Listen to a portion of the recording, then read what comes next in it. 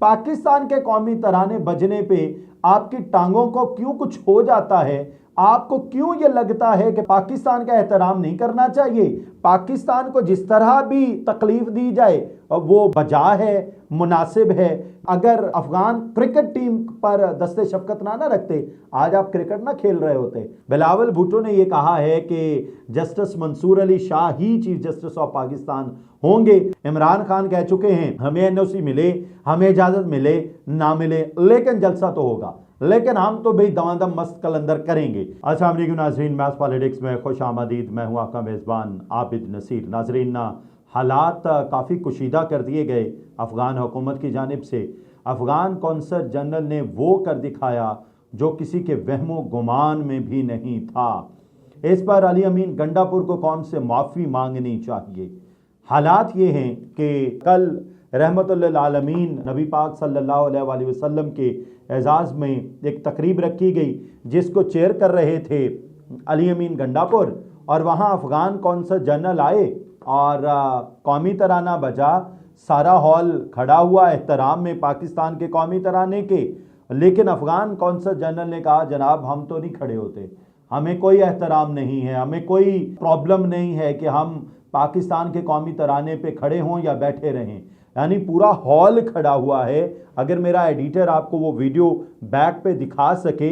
लेकिन Afghan consul general और उनके साथ जो वफ्द में एक शख्स आया हुआ था वो बैठे हुए थे। बाद में ये बयान जारी किया गया कि चूंकि पाकिस्तान के कौमी तराने में म्यूजिक है इस वजह से हम खड़े नहीं हो सकते। क्या भारत के कौमी तराने में म्यूजिक नहीं है? क्या कतर में जब तालिबान की हुकूमत बनी है, कतर का कौमी तराना चला, वहां आपके बड़े खड़े हुए, वहां म्यूजिक नहीं है? इवन के सऊदी अरब से पाक सरजमीन मुसलमानों के लिए कौन सी हो सकती है? सऊदी अरब के कौमी तराने में मैं चाहूंगा कि लिंक लगा दिए जाएं, कमेंट्स में लिंक लगा देते हैं।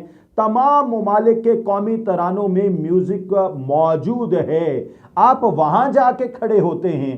पाकिस्तान के कौमी तराने बजने पे आपकी टांगों को क्यों कुछ हो जाता है? आपको क्यों ये लगता है कि पाकिस्तान का एहतराम नहीं करना चाहिए? पाकिस्तान को जिस तरह भी तकलीफ दी जाए वो बजा है, मुनासिब है। यानी हजरत अली रजी अल्लाह ताला अन्हु ने कहा था ना, जिस पे आप एहसान करें उसके शर से बचें। ये अफगानी उस बात पे बड़े पूरे उतरे हैं। हमने इनकी मेज़बानी की, 40 साल इनकी मेज़बानी की। पिछले साल हमने निकालना शुरू किया और अब भी जब कोई अफगानी पकड़ा जाता है ना, उसके पास पाकिस्तानी पासपोर्ट निकलता है। वो आज भी मतलब हमारा खा के हमें मियाऊं कर रहे हैं। खुदा का खौफ करो आप लोग। आपको मतलब हमारा हमसाब दोस्त मुल्क तो कहने को दिल ही नहीं करता, हमसाया मुल्क हैं, इस वजह से हम लीनियंट हैं। चलें यार, क्या झगड़ा, क्या लड़ाई यार, पड़ोसी हैं हमारे। अगर लड़ाई करेंगे, झगड़ा करेंगे तो मामलात दिगरगू होंगे।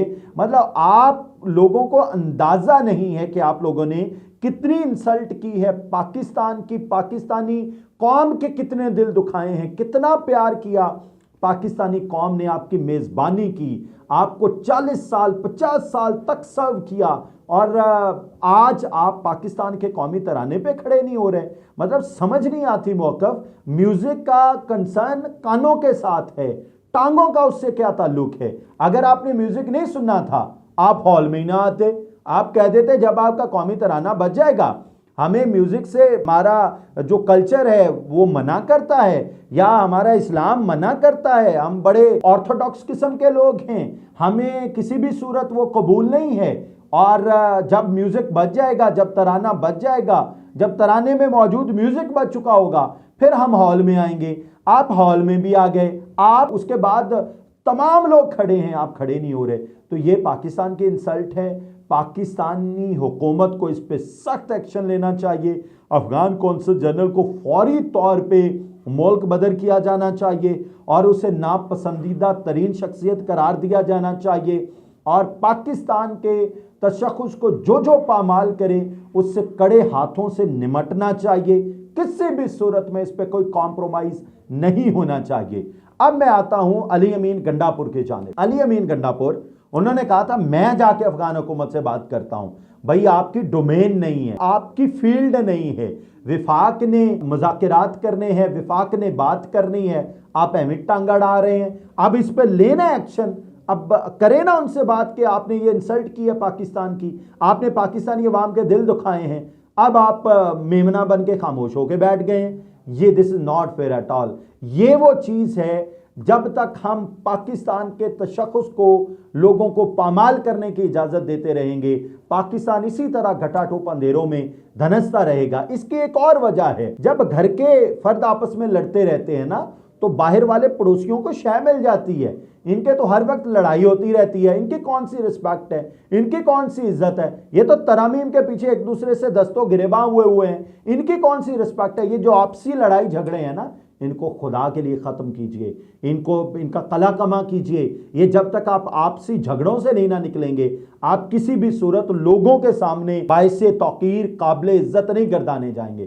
Keep this in mind, this is very unfortunate. मुझे बड़ा दुख हुआ, बड़ा अफसोस हुआ, बहुत हमने बर्दाश्त कर लिया। मतलब पाकिस्तानी अगर अफगान क्रिकेट टीम पर दस्ते शफकत ना रखते, आज आप क्रिकेट ना खेल रहे होते। और आप फिर मतलब जब आप यूरोप में जाते हैं क्रिकेट खेलने, वहां लोगों ने लिबास नामुनासिब पहना हुआ होता है, आप उनके छड़ियां मारना शुरू कर दें, आप उनके पत्थर मारना शुरू कर दें। अब आप ये करेंगे, भाई लोगों को अपनी जिंदगी जीने दें, आप इस्लाम नाफिज करके बताएं, आप कोई ऐसी मिसाल पेश करें कि पूरी दुनिया आपकी तकलीद करे।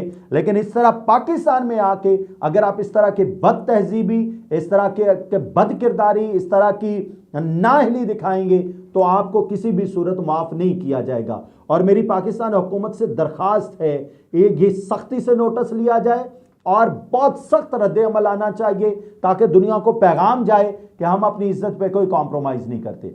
नंबर 2 जी, मौलाना इंजॉय कर रहे हैं हुकूमत की आनियाँ जानियाँ। मौलाना इंजॉय कर रहे हैं पाकिस्तान तहरीक इंसाफ, जो उन्हें डीजल के नाम से पुकारा करती थी, अब उनके डीजल की ज़रूरत पड़ गई है मौलाना को।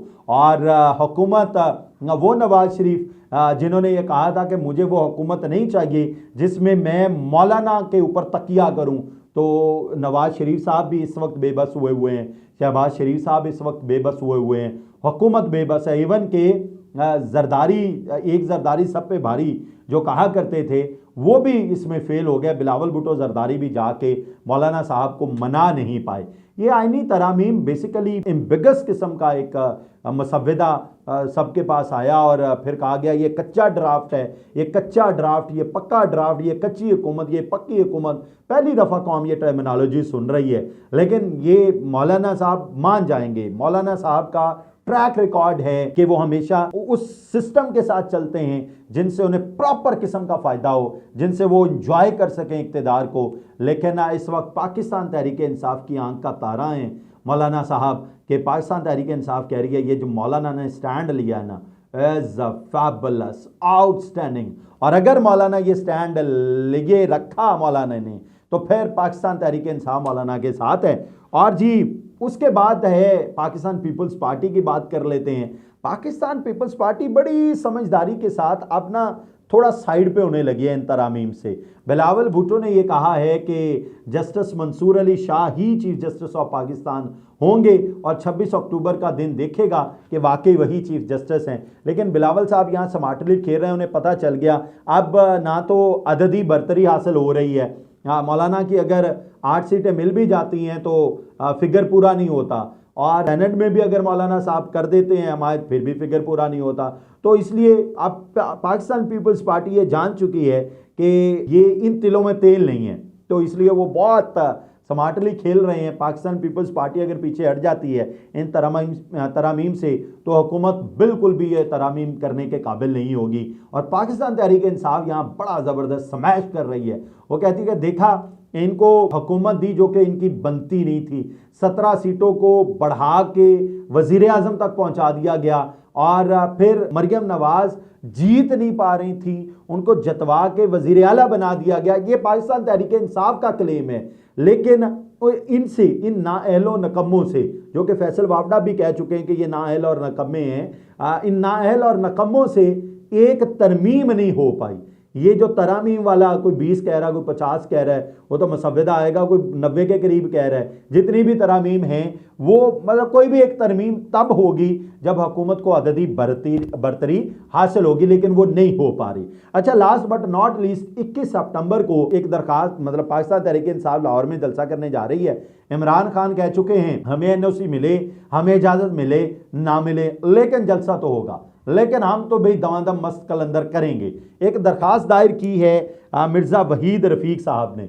उन्होंने कहा कि ये जी अली अमीन गंडापुर की जो तकरीर है वो रिकॉर्ड पे मौजूद है, ये नक्स अमन फैलाते हैं, ये नफरत फैलाते हैं, ये मुल्क को तोड़ना चाहते हैं, इसलिए इनको एनओसी ना दिया जाए। अब देखते हैं कि 21 सितंबर का जो जलसा है वो मसाइल का हल निकलता है या बहरानों का एक नया बाब शुरू होता है। लेकिन मेरी दुआ है अल्लाह ताला पाकिस्तान और पाकिस्तान में बसने वाले को खैर करे। इजाज़त दीजिए, अल्लाह।